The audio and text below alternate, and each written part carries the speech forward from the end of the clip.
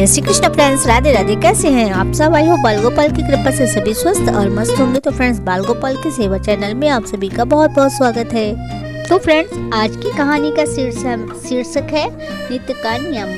अगर आप कभी भी कोई भी काम जो कि रोज करते हैं, आपका वो एक नियम बन गया है, आपकी जिंदगी का वो एक लक्ष्य हो गया है कि आपको ये कार्य करना है, उसके बाद ही कोई दूसरा कार्य करना है, चाहे कितनी भी कठिनाई क्यों ना हो।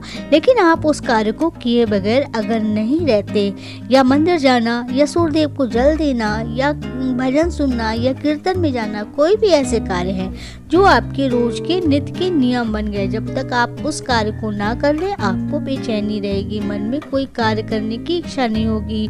तो इस तरीके से अगर आप उस कार्य को नित्य नियम करते हैं, उस कार्य को करना कदापि नहीं भूलते हैं, तो एक न एक दिन भगवान को भी आपकी उस जिद के आगे झुकना ही पड़ता है।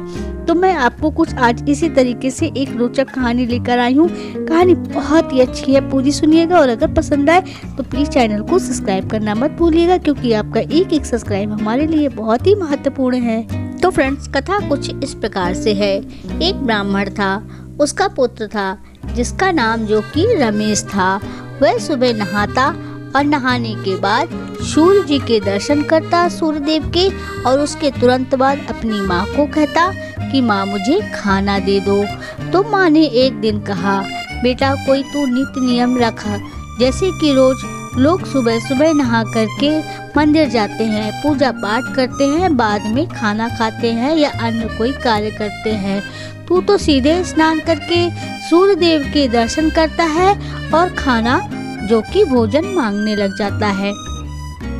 एक दिन ऐसे करते करते उसके दिन जो कि बीत गए।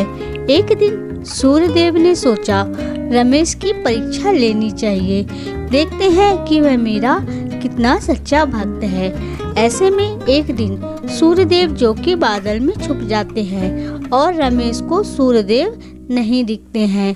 तब रमेश सूर्यदेव को ढूंढते ढूंढते जंगल की ओर निकल जाता है और उसे ढूंढते ढूंढते सुबह से शाम हो जाती है। उसी जंगल में 4-5 चोर जो कि चोरी करके बैठे हुए होते हैं। सूर्यदेव जब देखते हैं कि ये बहुत ही जिद्दी और अड़ी भक्त है, ये जब तक मुझे मैं इसको दर्शन नहीं दूंगा, ना ही ये घर जाएगा और ना ही कुछ खाएगा पिएगा। तभी सूर्यदेव जो कि ब्राह्मण के बेटे के लगन को देखकर जो कि भगवान सूर्यदेव बादल से बाहर आ जाते हैं और सूर्यदेव उसे रमेश को दर्शन दे देते हैं। तभी रमेश बोलता है, दिख गया दिख गया।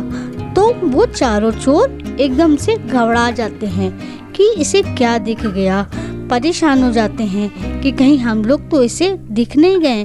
तो फिर बोलते हैं चारों चोर उस रमेश को बुलाते हैं और बोलते हैं तुम इधर आओ। तो बोलते हैं कि तुमने क्या देख लिया? तो बोले जो दिख गया वो दिख गया। तो फिर चारों चोर घबरा जाते हैं। इतने में चारों चोर बोलते हैं रमेश को कि ये लो, तुम आधा धन ले लो, लेकिन जो भी तुमने देखा वो किसी और को मत कहना। तभी रमेश धन लेकर के अपने घर आता है। जैसे ही घर आता है, माँ बोलती है, बेटा तू दिन भर कहाँ था? रात हो गई, तू अभी आया है, तो और ये सब क्या है तेरे हाथ में? तो रमेश बोलता है, माँ मुझे यह सूर्यदेव की कृपा से प्राप्त हुआ है, इसे आप रखो। तो ये होती है सच्ची मेहनत और सच्चा लगन।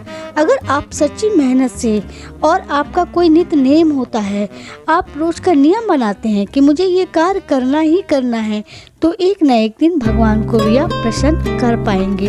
तो इस तरीके से रमेश की जो कि नित्य नेम की कहानी थी कि जब तक वह सूर्यदेव के दर्शन नहीं करता, वह भोजन को नहीं लेता। तो आशा करती हूँ आप सभी को यह कहानी पसंद आई होगी। अगर पसंद आई तो प्लीज चैनल को सब्सक्राइब जरूर कीजिएगा, लाइक कमेंट और शेयर भी कर दीजिएगा, और हाँ बेल आइकन जरूर प्रेस कीजिएगा, जिससे हमारे आने वाली हर वीडियो के नोटिफिकेशन आप तक पहुँचते रहें। अपना बहुत ख्याल रखिएगा। हम फिर से मिलेंगे एक नई वीडियो और एक नई जानकारी के साथ। तब तक के लिए जय श्री कृष्णा, राधे राधे।